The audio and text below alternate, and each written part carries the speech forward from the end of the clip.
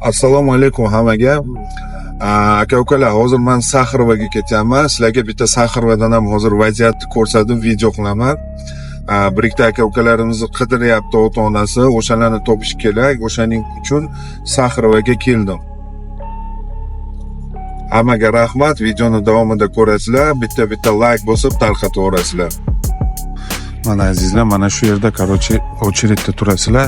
Shu yerda очередda turib kim qidirayotgan bo'lsangiz, kim hamma informatsiya mana shu окошкада olasizlar. Mana Moskva, Voronovska mana shu joyda.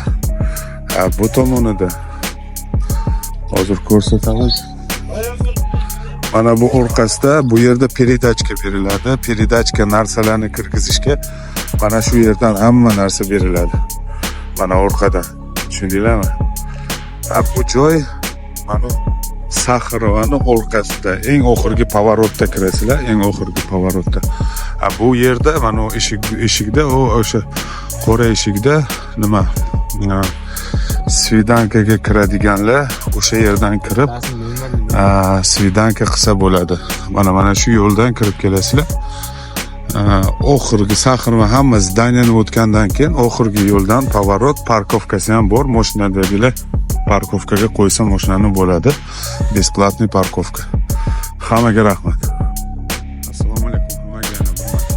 Вообще очередь bitta, очередь katta bilan 50 kishi, 60 kishi kutib turibdi. Ishlarimizni bitirdik Saxrovada. Hozir yana narkotik korpusga ham bir kiramiz.